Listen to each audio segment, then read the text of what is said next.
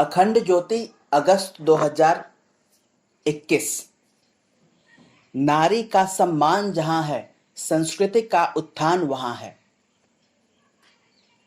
भारतीय संस्कृति में नारी का उच्च स्थान रहा है, बल्कि उसे पुरुष से भी अधिक महत्वपूर्ण माना गया है।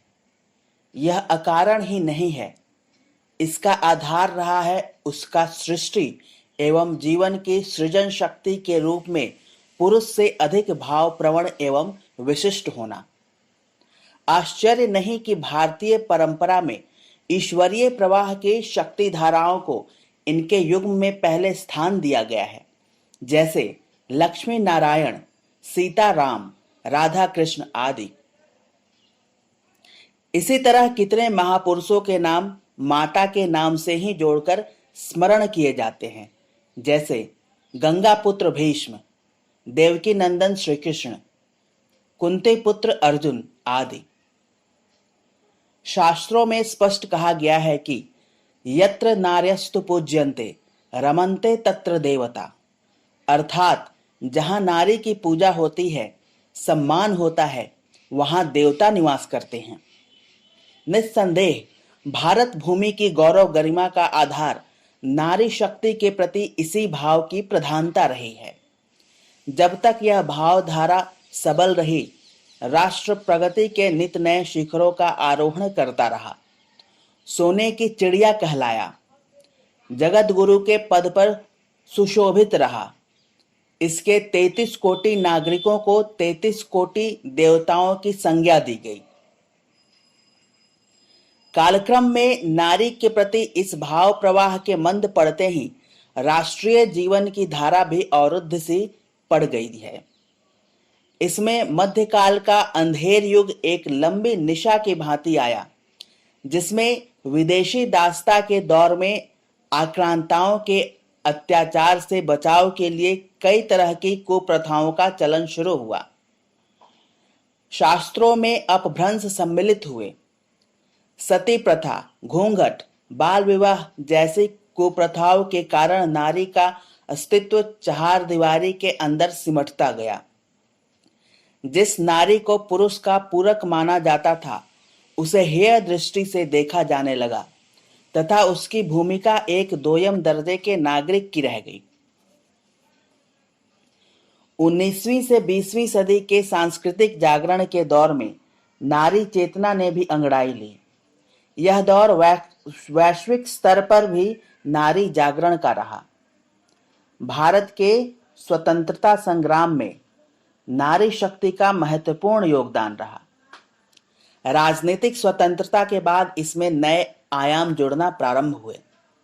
हालांकि अभी स्थिति पूरी तरह से संतोषजनक नहीं कही जा सकती, लेकिन तब भी बहुत सुधार हो चुका है। आज जीवन के हर क्षेत्र में महिलाएं आगे आ रही हैं। हर वर्ष के स्कूली परिणाम बताते हैं कि लड़कियां लड़कों से बेहतर प्रदर्शन कर रही हैं। पुरुष के वर्चस्व प्रधान क्षेत्रों में नारी का पदार्पण हो चुका है। सेना हो या अंतरिक्ष या पौरुष प्रधान खेल, हर मोर्चे पर वह अपनी सशक्त उपस्थिति दर्ज करा रही है। हाल ही के कोविड काल के विषम दौर में नारी शक्ति ने स्वच्छता से लेकर चिकित्सा एवं सुरक्षा के मोर्चे पर उल्लेखनीय भूमिका निभाई है। नारी अस्मिता एवं स्थिति से जुड़े कुछ स्याह पहलू भी हैं, जो अभी चिंता का विषय बने हुए हैं। आए दिन नारी के साथ घटने वाली हिंसा, अपराध एवं अत्याचार की घटनाएं चिंतित करती हैं। रूह कपाने वाली घटनाएं आए दिन घटित होती रहती हैं, जो अभी भी समाज की दूषित सोच की चिंताजनक तस्वीर पेश करती है। इसमें विज्ञापन से लेकर मीडिया, प्रदूषित कला तंत्र एवं सर्वोपरि अपसंस्कृति के आक्रामक अतिक्रमण को दोषी माना जा सकता है, जिसने नारी शक्ति के प्रति सोच को विकृत एवं विषाक्त कर रखा है और वह व्यापक स्तर पर सुरक्षित नहीं है। ऐसे में स्त्री के प्रति पुरुष मानसिकता को बदलने की आवश्यकता है।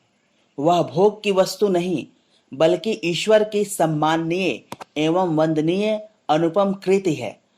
जो घर गृहस्थी एवं समाज परिवार की केंद्रीय धुरी है। नई पीढ़ी में श्रेष्ठ भाव एवं संस्कारों का रोपण एवं लालन पालन उसी के गर्भ से लेकर गोद में होता है। सृजन एवं संवेदना के इस देवी के प्रति हर स्तर पर सम्मान एवं श्रद्धा के भाव रोपित करने की आवश्यकता है। साथ ही कन्याओं को बाह्य सौंदर्य की गुड़िया की तरह न सजाकर आंतरिक सौंदर्य के साथ शौर्य की प्रतिमूर्ति एवं ज्ञान की देवी के रूप में प्रशिक्षित एवं प्रतिष्ठित करने की आवश्यकता है। संतानों में श्रेष्ठ विचारों एवं संस्कारों का रोपण इस दिशा में एक बड़ा कार्य है जिसे हर अभिभावक को करना चाहिए। घर में कन्या से भेदभाव किसी भी तरह उचित नहीं। कन्या की विशिष्ट प्रकृति को समझते हुए उसे श्रेष्ठ मानते हुए लालन पालन किया जाए। कोई कारण नहीं कि वह आगे चलकर एक श्रेष्ठ नागरिक के रूप में अपनी भूमिका निभाते हुए परिवार, समाज, राष्ट्र एवं मानवता के उत्कर्ष में अपना योगदान न दे सके। घर परिवार के बाद फिर स्कूल, कॉलेजों एवं विश्वविद्यालयों में ऐसा वातावरण तैयार करने की आवश्यकता है जहां नारी के प्रति गरिमापूर्ण भाव एवं संस्कारों का बीजारोपण हो सके। आज के वातावरण को देखते हुए कार्य उतना सरल नहीं, लेकिन समझदार एवं जिम्मेदार शिक्षक गण इसमें अपना अमूल्य योगदान दे सकते हैं। शिक्षक अपने आचरण से छात्र छात्राओं में ऐसे भावों का रोपण करें, उनको प्रेरक स्वाध्याय से जोड़ें जो मन मस्तिष्क के लिए श्रेष्ठ विचारों का खाद पानी दे सके, और अपने आचरण से ऐसा आदर्श प्रस्तुत करें जो विद्यार्थियों को श्रेष्ठ मार्ग पर चलने के लिए प्रेरित करे। गृहस्थी में दाम्पत्य जीवन में पत्नी को पहले से ही अर्धांगिनी का दर्जा प्राप्त है। उसे उचित सम्मान एवं प्यार देते हुए आंतरिक रूप से भी सुदृढ़ किया जाए। भारतीय परंपरा में गरिमामयी ढंग से इस पावन रिश्ते को निभाने का विधान रहा है, जो गृहस्थ आश्रम में प्रवेश के समय हृदयंगम कराया जाता है। हर वर्ष विवाहोत्सव के दिन इसका पुनः स्मरण एवं नवीनीकरण किया जाए। एक दूसरे के प्रति वफादारी, आपसी समझ एवं सम्मान के साथ एक सुदृढ़ गृहस्थ जीवन की नींव रखी जा सकती है, जिसमें श्रेष्ठ संतान के निर्माण के उपयुक्त वातावरण तैयार हो सके। परम पूज्य गुरुदेव ने ऐसे गृहस्थ को तपोवन की संज्ञा दी है, जिसमें संयम, सेवा और सहिष्णुता की साधना की जाती है। यही घर में सर्वोत्तम वातावरण का आधार है, जिसमें संस्कारवान पीढ़ियों के निर्माण के साथ नारी सशक्तिकरण का महत्तर उद्देश्य भी सहज रूप में पूरा हो सके।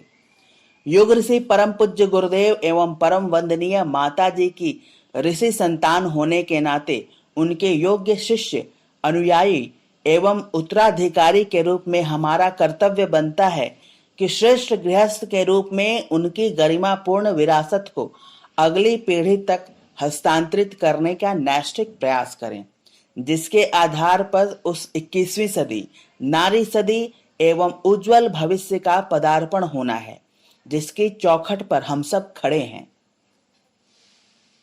समाप्त।